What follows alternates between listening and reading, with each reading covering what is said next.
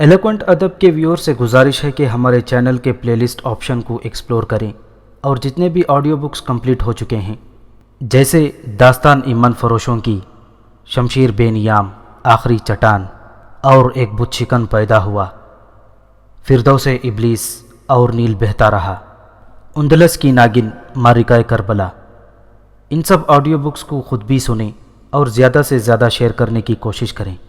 یہی ہمیں سپورٹ کرنے کا بہترین طریقہ ہے۔ جزاک اللہ۔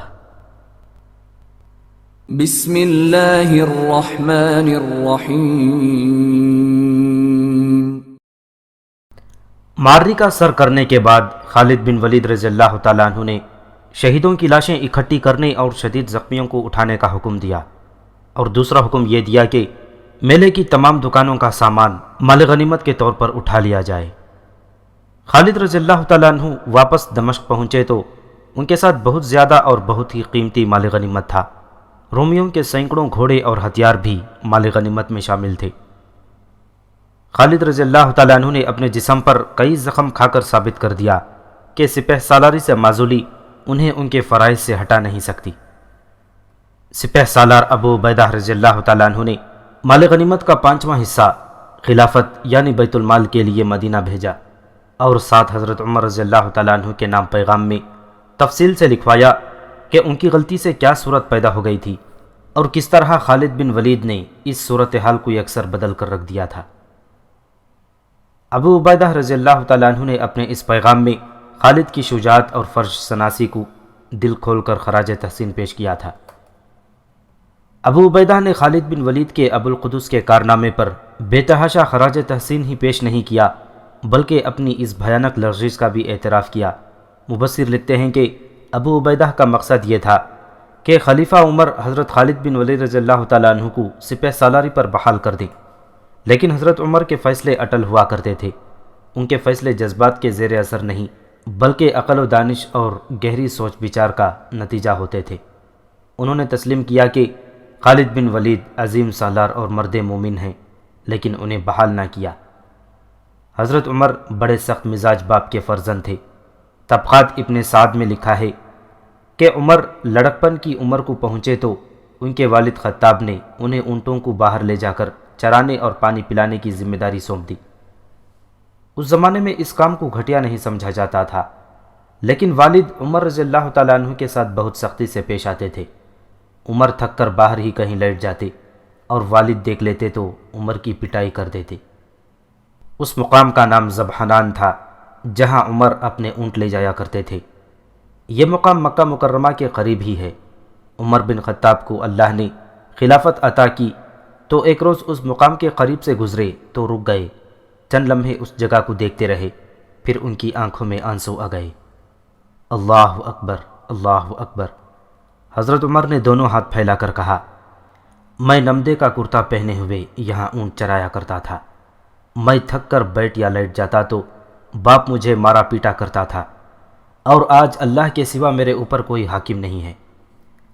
حضرت عمر کے ان الفاظ میں تکبر اور غرور نہیں بلکہ اللہ کا خوف تھا کہ خلافت جیسی عظیم اور نازک ذمہ داری میں کوئی کوتاہی یا لغزش ہو گئی تو اللہ کو کیا جواب دیں گے۔ ان کے قول اور فعل میں بال برابر تضاد نہیں تھا۔ خلافت کے ابتدائی دنوں میں انہوں نے جو خطبے دیے ان سے ان کی فطرت اور عظمت کا پتہ چلتا ہے۔ ایک خطبے میں عمر نے کہا، میں مسلمان ہوں اور ایک کمزور بندہ ہوں، اللہ کی مدد اور رہنمائی کا طلبگار ہوں۔ خلافت میری فطرت میں کوئی تبدیلی نہیں لائے گی۔ عظمت صرف اللہ تبارک و تعالیٰ کے لیے ہے، کسی بندے کا اس عظمت میں کوئی حصہ نہیں۔ تم میں سے کوئی نہیں کہہ سکے گا کہ عمر خلیفہ بن کر بدل گیا ہے۔ اپنے دل کی ہر بات کھول کر تمہارے سامنے رکھتا ہوں۔ اگر کسی کی کوئی ضرورت پوری نہ ہوئی ہو، یا کسی پر ظلم و ستم ہوا ہو، یا کسی کو میرے مزاج سے دکھ پہنچا ہو تو وہ مجھے پکڑے، میں بھی تم جیسا ایک انسان ہوں۔ ایک اور خطبے میں حضرت عمر نے کہا، مجھے اپنی امانت اور اپنی ذمہ داریوں کا پورا احساس ہے۔ میرے سامنے جو بھی مسئلہ آئے گا اسے انشاءاللہ خود ہی حل کروں گا، کسی دوسرے کے سپرد نہیں کروں گا۔ مجھے دیانتدار اور مخلص رفقائے کار کی ضرورت ہے۔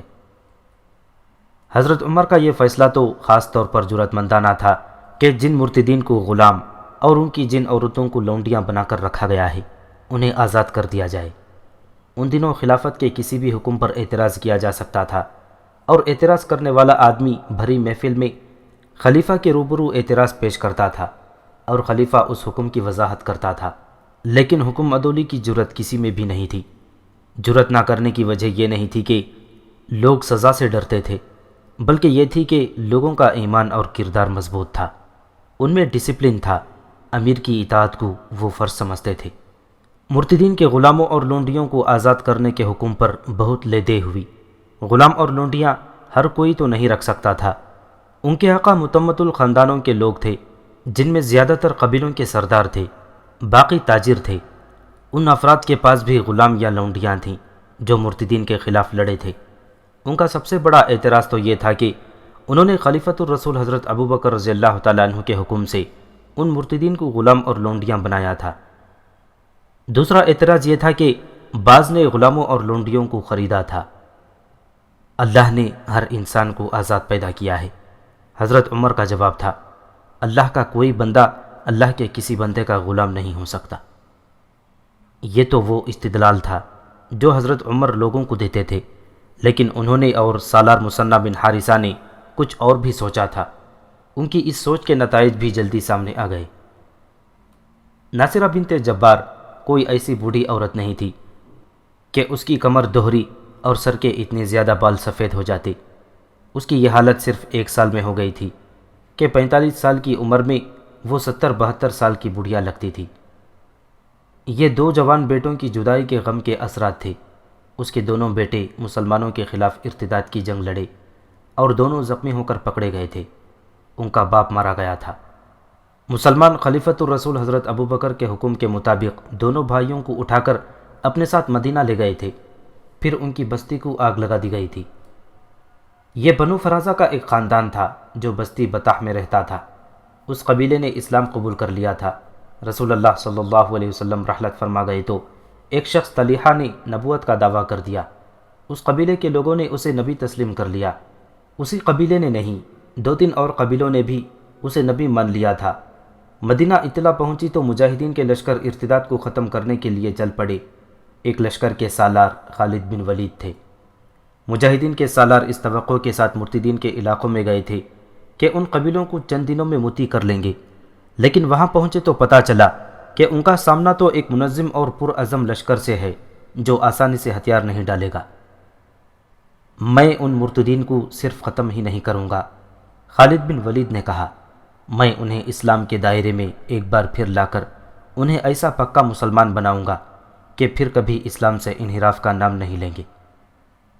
حضرت خالد نے اپنا یہ عہد پورا کر کے بھی دکھا دیا، لیکن جانوں اور لہوں کے بے دریغ نذرانے دے کر۔ مرتدین کی عورتیں بھی لڑائیوں میں شامل تھیں، اور بعض مرتد قبیلوں کی قیادت تھی عورتوں کے پاس تھی۔ یہاں ذکر بنو فرازہ کا ہو رہا ہے، اس لیے ہم اس قبیلے تک محدود رہیں گے۔ اس قبیلے کے ایک سردار طلیحہ نے نبوت کا دعویٰ کیا تھا۔ وہ پیش گوئیاں کیا کرتا تھا۔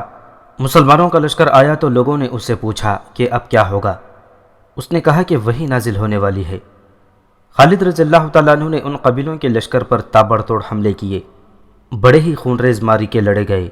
مرتدین کے قدم اکھڑ گئے۔ ان کا جانی نقصان اتنا زیادہ ہوا کہ وہ بوکھلا گئے۔ لوگ خوف زدگی کے عالم میں طلیحہ کے پاس جا کر پوچھتے تھے کہ وحی کب نازل ہوگی اور خدا کی مدد کب آئے گی۔ اس وقت طلیحہ اپنے خیمے میں دبکا بیٹھا تھا۔ اس وقت تک اتنا زیادہ کشت و خون ہو چکا تھا کہ طلیحہ کو نبی ماننے والوں کی آنکھیں کھل چکی تھیں اور اس کے اپنے لوگوں کی آوازیں اٹھنے لگی تھیں، طلیحہ کذاب ہے، لوگوں مت جانے گواؤں اس جھوٹے آدمی پر، بھاگو اپنی جانیں بچاؤ، ہم دھوکے میں مارے جا رہے ہیں۔ بنو فرازہ کے جو آدمی بچ گئے تھے وہ بھاگ اٹھے۔ ناصرہ بنت جبار لڑائی کے میدان میں اپنے خاوند اور اپنے دونوں بیٹوں کو پکارتی اور پاگلوں کی طرح دوڑتے پھر رہی تھی۔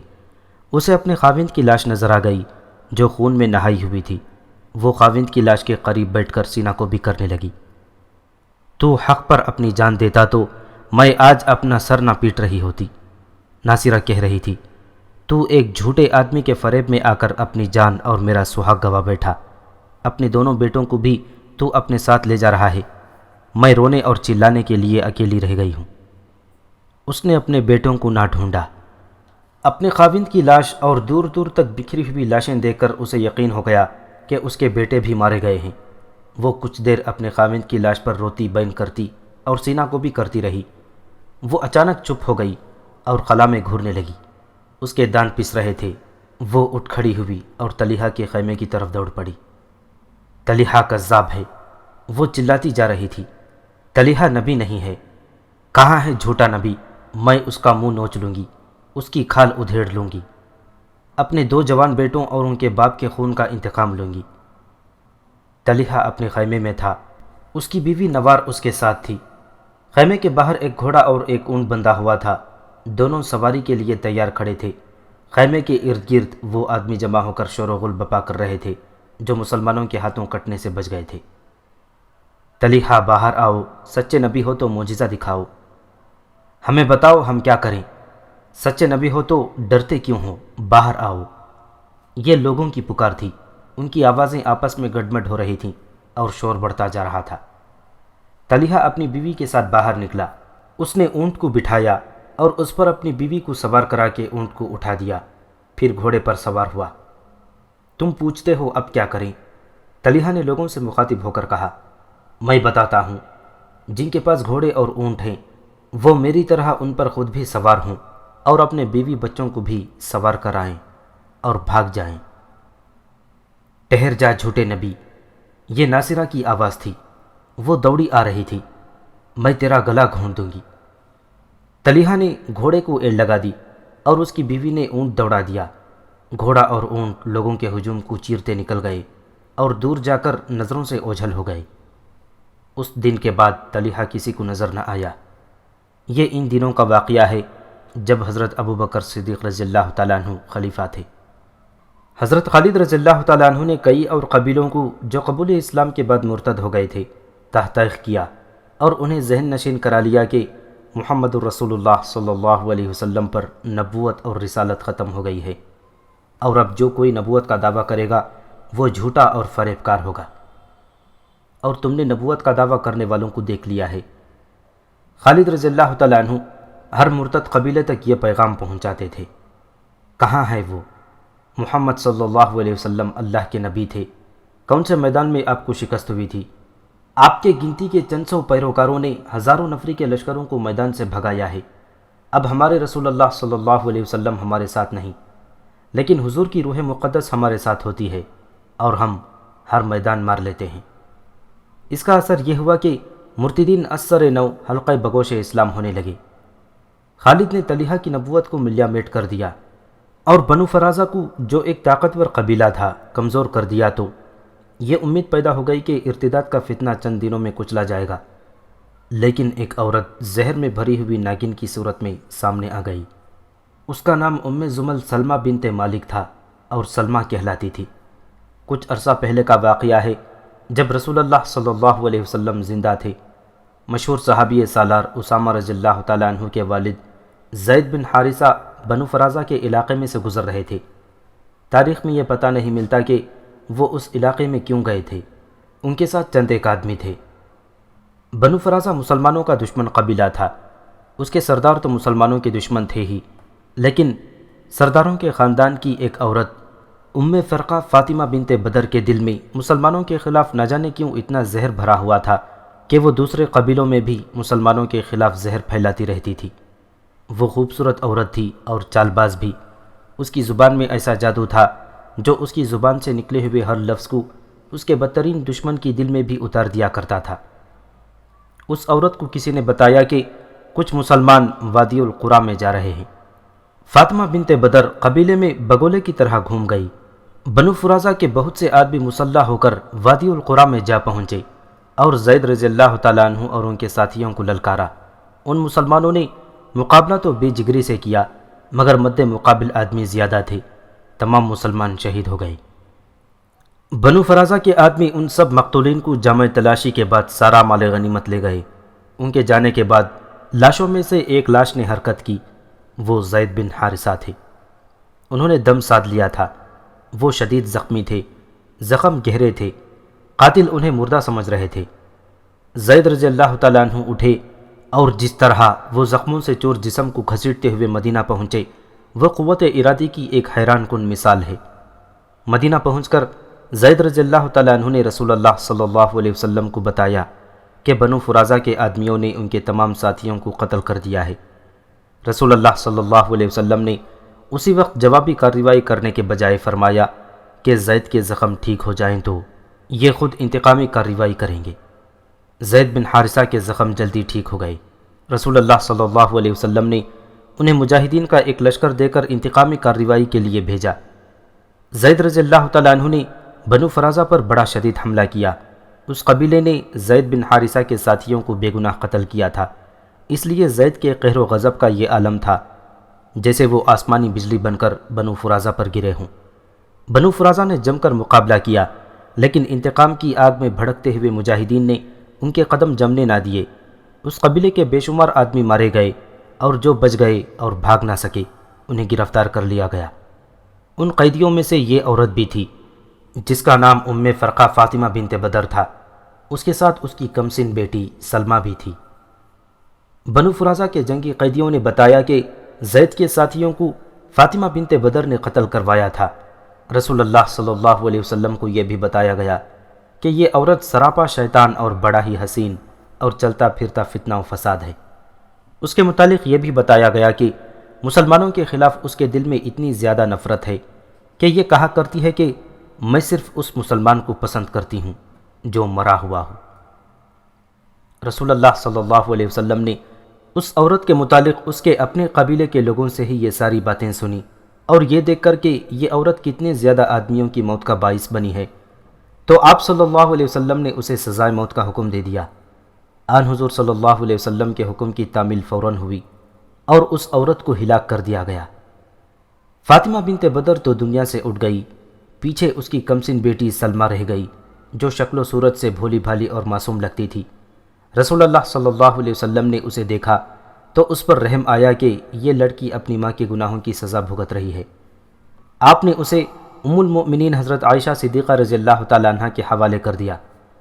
حضرت عائشہ صدیقہ رضی اللہ تعالیٰ عنہ نے اس کی معصومیت کو دیکھتے ہوئے اسے ماں جیسے پیار سے گھر میں رکھا، مگر یہ لڑکی ذرا سی دیر کے لیے بھی خوش نہیں رہتی تھی۔ اس کے چہرے پر ہر وقت افسردگی طاری رہتی، وہ کسی کام میں اور کسی بات میں دلچسپی نہیں لیتی تھی۔ تھوڑے ہی عرصے بعد ام المؤمنین حضرت عائشہ صدیقہ رضی اللہ تعالیٰ عنہ نے اسے آزاد کر دیا اور اسے اس کے قبیلے میں بھیج دیا۔ سلمہ جوانی کی عمر میں داخل ہو چکی تھی۔ وہ قبیلے کے کسی معمولی گھر کی لڑکی نہیں تھی، وہ قبیلے کے سب سے اونچے اور سردار خاندان کی بیٹی تھی۔ وہ جب اپنے قبیلے میں واپس آئی تو قبیلے کا بچہ بچہ اس کے استقبال کے لیے نکل آیا۔ اتنی خوبصورت اور جوان لڑکی کو مسلمانوں نے آزاد کیوں کر دیا ہے؟ استقبال کرنے والوں میں سے کسی نے کہا، یہ مسلمانوں کی چال معلوم ہوتی ہے۔ ایک اور آواز اٹھی، اس لڑکی پر اعتبار نہ کرنا، اس کی ماں کہاں ہے؟ سلمہ کے پہنچتے پہنچتے قبیلے میں یہ افواہ پھیل گئی کہ فاطمہ مسلمانوں کے پاس اپنی مرضی سے رہ گئی ہے اور اس نے اپنی بیٹی سلمہ کو کوئی الٹا سیدھا سبق دے کر یہاں بھیج دیا ہے۔ سب لوگ سلمہ کی واپسی کو مسلمانوں کا دھوکہ سمجھ رہے تھے۔ سلمہ کا استقبال کر کے جب اسے گھر لے جانے لگے تو وہ رک گئی۔ میں ابھی اپنے گھر میں قدم نہیں رکھوں گی، سلمہ نے اپنے عزیزوں سے کہا۔ میں پہلے بنو فرازہ کی غیرت کو جگانا چاہتی ہوں۔ وہ دوڑ کر ایک اونچی جگہ کھڑی ہو گئی اور ہاتھوں کے اشاروں سے سب کو اپنے قریب بلایا۔ مرد تو پہلے ہی باہر نکل آئے تھے، گھروں سے عورتیں بھی نکل آئیں۔ ایک ہجوم تھا جو اس کے ارد گرد اکٹھا ہو گیا تھا۔ اے بنو فرازہ، سلمہ نے چلا چلا کر کہا، کیا تمہاری غیرت مر گئی ہے؟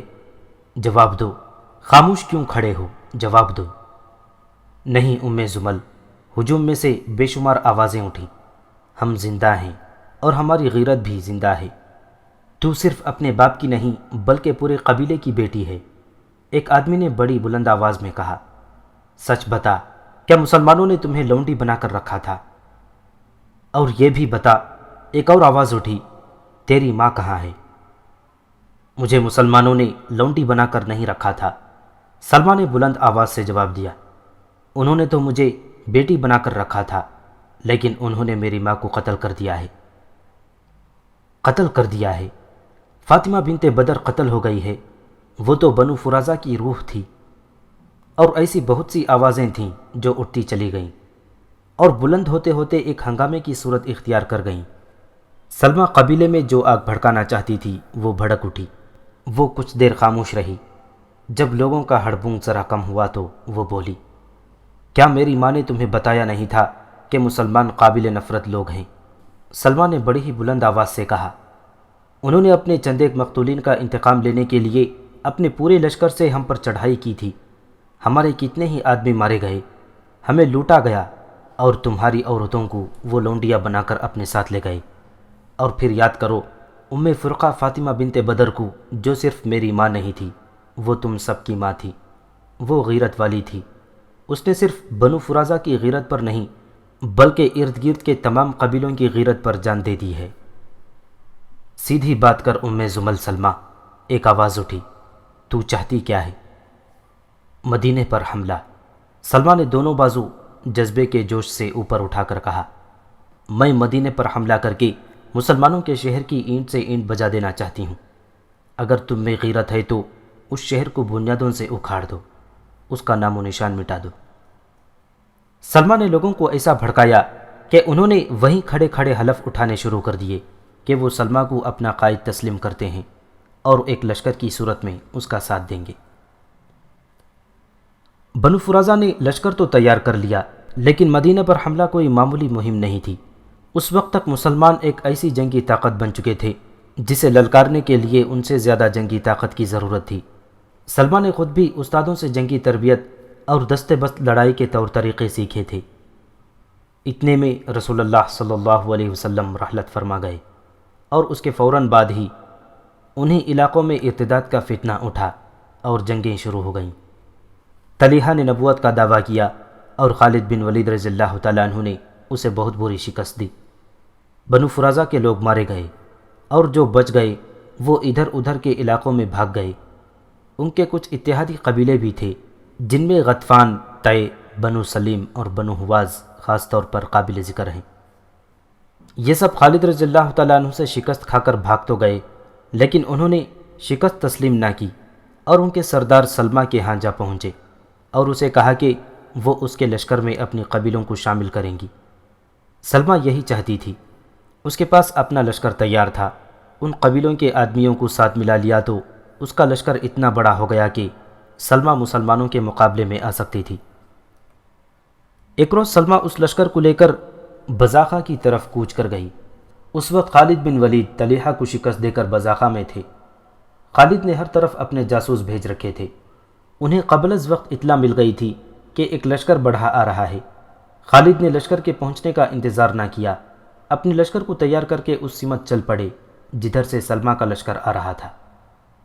خالد کے ساتھ نفری کم تھی، اس کمی کو وہ اپنی جنگی فراست سے پورا کیا کرتے تھے۔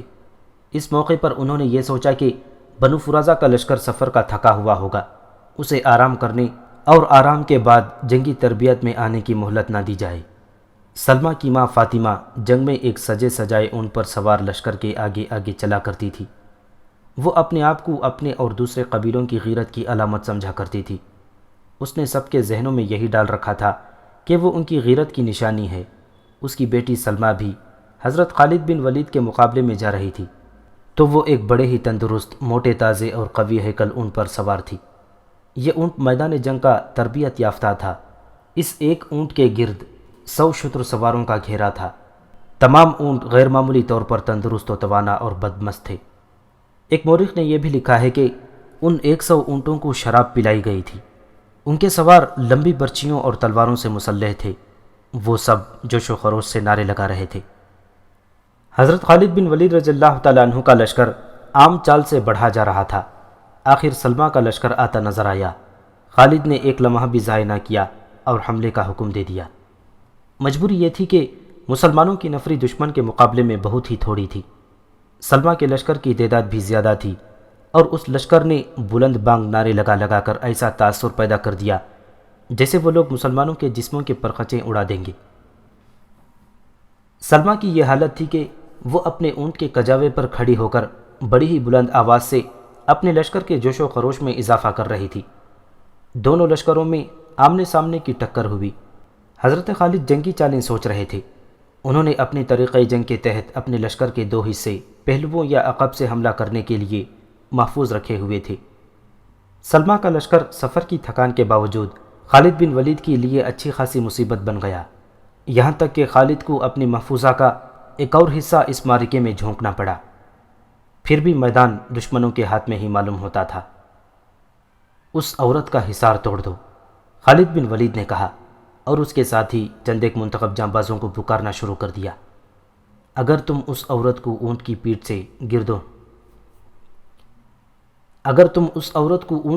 سے گرا دو تو اس لشکر کا جذبہ ریت میں مل جائے گا۔ جانبازوں نے سلمہ کے ارد گرد شتر سواروں کا حصار توڑنا شروع کیا، لیکن ہر شتر سوار جان پر کھیل جانے کے لیے تیار تھا۔ جانبازوں نے پیچھے ہٹ کر سلمہ کے حصار پر تابڑ توڑ حملے کیے، لیکن شتر سواروں کے لمبے نیزے مسلمان گھڑ سواروں کو قریب نہیں آنے دیتے تھے۔ جانبازوں نے خالد بن ولید کی نئی ہدایت پر عمل کرتے ہوئے یہ طریقہ اختیار کیا کہ 5 6 جانبازوں نے ایک شتر سوار پر اس طرح حملے شروع کر دیے کہ ایک سوار کو حصار سے الگ کر لیا۔ اس طرح حصار ٹوٹ گیا، بیشتر سوار مارے گئے، لیکن جانبازوں کو جانوں اور خون کی خاصی زیادہ قربانی دینی پڑی۔ 3 4 جانباز سلمہ کے اونٹ تک پہنچ گئے اور انہوں نے کجاوے کی رسیاں کاٹ دیں۔ کجاوا اونٹ کی پیٹھ سے لڑک کر نیچے آ پڑا۔ سلمہ ریت پر گری اور اٹھی۔ خالد قریب ہی اپنے گھوڑے پر سوار موجود تھے۔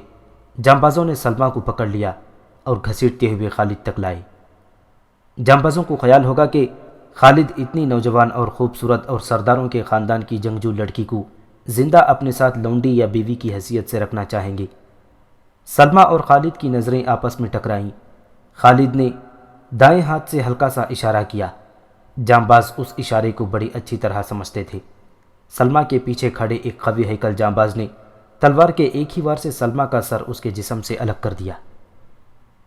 خالد بن ولید کے حکم سے ایک جانباز نے سلمہ کا سر اپنی برچھی کی انی پر اڑسا، گھوڑے پر سوار ہوا، برچھی بلند کی اور گھوڑے کو ایڑ لگا دی۔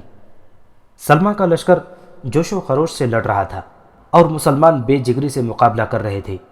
یہ جانباز گھوڑ سوار اس معرکے کے ارد گرد گھوڑا دوڑاتا اور اعلان کرتا پھر رہا تھا، بنو فرازہ کے لوگوں، یہ دیکھو اپنی سلمہ بنت مالک کو۔ بنو فرازہ اور دیگر قبیلوں کے لوگوں نے جب سلمہ کا سر دیکھا تو ان کا جوش و خروش ٹھنڈا پڑ گیا اور اس میں بھگدڑ مچ گئی۔ تھوڑی ہی دیر میں وہ اپنی لاشوں اور زخمیوں کو چھوڑ کر بھاگ نکلے۔ بستی بطح کے گرد و نواح میں ناصرہ بنت جبار پاگلوں کی طرح ہر کسی سے پوچھتی پھر رہی تھی، کیا تو نے میرے بیٹوں کو دیکھا ہے؟ بعض لوگ اسے رحم کی نظروں سے دیکھتے تھے اور کچھ لوگ اس کے اس سوال پر غصے میں آ جاتے تھے۔ سب نے فیصلہ دے دیا تھا کہ یہ عورت اپنے خاوند اور 2 نوجوان بیٹوں کی موت سے پاگل ہو گئی تھی، لیکن اس کے دونوں بیٹوں کی لاشیں نہیں ملی تھیں، لاش صرف خاوند کی ملی تھی۔ کچھ لوگ ناصرہ کی اس جذباتی اور ذہنی کیفیت سے تنگ آ گئے تھے۔ تو بے غیرت ہے ناصرہ، ایک روز ایک آدمی نے اسے تنزیہ کہا۔ ہر کسی کا کوئی نہ کوئی مارا گیا یا ایسا زخمی ہوا ہے کہ ساری عمر کے لیے معذور ہو گیا ہے، لیکن کسی کا کوئی زندہ عزیز ان کے لیے یوں پاگل نہیں ہوا جیسی تو ہو رہی ہے۔ میں پاگل نہیں ہوئی، ناصرہ نے کہا، میں تم سے زیادہ ہوش میں ہوں۔ میرا خاوند اور میرے بیٹے ایک جھوٹے نبی کے جال میں آ کر مرے ہیں۔ اگر وہ سچے نبی کے نام پر اپنی جان قربان کرتے تو میں خوش ہوتی۔ کون ہے سچا نبی؟ قبیلہ قریش کا محمد صلی اللہ علیہ وسلم۔ ناصرہ نے جواب دیا، فتح ان کو ملتی ہے جن کے دلوں میں سچ ہوتا ہے۔ محمد صلی اللہ علیہ وسلم سچا نبی نہ ہوتا تو ہم اس طرح تباہ نہ ہوتے۔ ایک روز ناصرہ اپنے گھر کے دروازے میں بیٹھی تھی۔ اس کی آنکھیں خشک تھیں، جیسے اس کے آنسو ختم ہو چکے تھے۔ ناصرہ، اس کے کانوں میں ایک آواز پڑی، وہ دیکھ تیرے بیٹے آ رہے ہیں۔ یہ ایک عورت کی آواز تھی جو دوڑی چلی آ رہی تھی۔ وہ ناصرہ کے پاس آ کر اسے اٹھانے لگی۔ وہ حیرت زدگی کے عالم میں کہہ رہی تھی کہ تیرے دونوں بیٹے آ رہے ہیں، لیکن ناصرہ یوں گمسم بیٹھی رہی جیسے یہ خواب کی آواز ہو۔ اتنے میں کئی آوازیں آنے لگیں، ہر آواز یہی تھی کہ ناصرہ کے بیٹے آ گئے ہیں۔ جب اس کے بیٹے اس کے سامنے آئے تو بھی اسے یقین نہ آیا۔ آخر اسے اس حقیقت کو تسلیم کرنا پڑا کہ اس کے بیٹے زندہ و سلامت واپس آ گئے ہیں۔ میں نے اپنا ایک بیٹا مدینے کے سچے نبی محمد صلی اللہ علیہ وسلم کے نام پر قربان کیا، ناصرہ نے اعلان کر دیا۔ اس وقت حضرت عمر رضی اللہ تعالیٰ عنہ خلیفہ تھے اور ناصرہ کے دونوں بیٹے ان کے حکم سے آزاد کیے گئے تھے۔ ناصرہ اپنے بیٹوں کو مرا ہوا سمجھ رہی تھی۔ میدان جنگ سے اسے اپنے بیٹوں کی لاشیں نہیں ملی تھیں۔ اس کے بیٹے زخمی ہو گئے تھے اور مجاہدین انہیں جنگی قیدی بنا کر اپنے ساتھ لے گئے تھے اور مدینہ کے ایک تاجر نے انہیں خرید لیا تھا۔ ناصرہ کے بیٹے ہی نہیں، کئی اور کے بیٹے اور باپ جنہیں غلام بنا لیا گیا تھا واپس آ گئے تھے۔ حیرت ناک بات یہ تھی کہ مسلمانوں نے ان لونڈیوں کو بھی آزاد کر کے واپس بھیج دیا تھا جو ابھی جوان تھیں، اور ان میں بعض اچھی شکل و صورت والی تھیں اور چند ایک تو بڑے اچھے اور معزز خاندانوں کی تھیں۔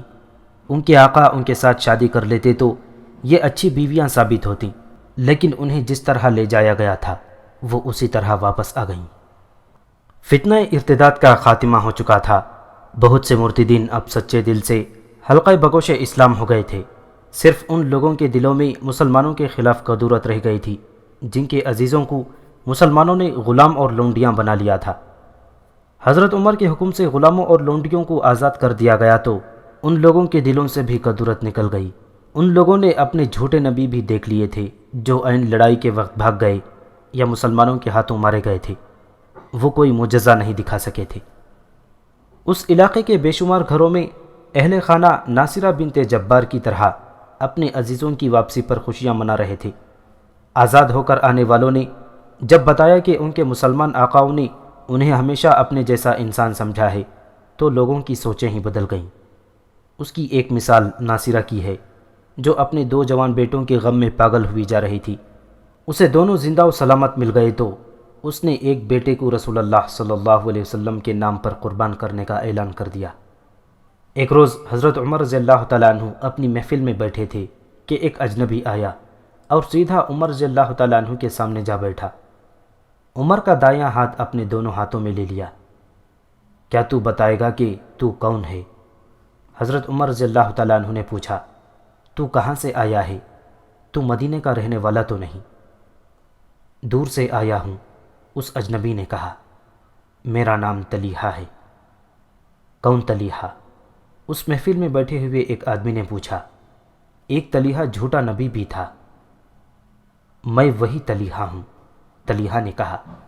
قبول اسلام کے لیے آیا ہوں اور خلیفہ حضرت عمر بن خطاب کی بیعت کے لیے بھی۔ اس کی آنکھوں میں آنسو تھے اور اس کا انداز بتا رہا تھا کہ وہ بدنیتی سے نہیں آیا۔ یہ شخص تو واجب القتل تھا۔ اس نے اسلام سے منحرف ہو کر نبوت کا دعویٰ کیا اور بہت سے قبیلوں کو اسلام سے منحرف کیا تھا۔ ان سے اپنی نبوت تسلیم کرائی اور مسلمانوں کے خلاف وسیع پیمانے پر جنگ لڑا کر ہزاروں انسانوں کی موت کا باعث بنا تھا، لیکن حضرت عمر نے اسے معاف کر دیا۔ اس نے سچے دل سے اسلام قبول کیا اور اسلام کی بقا اور فروغ کے لیے معاون ثابت ہوا۔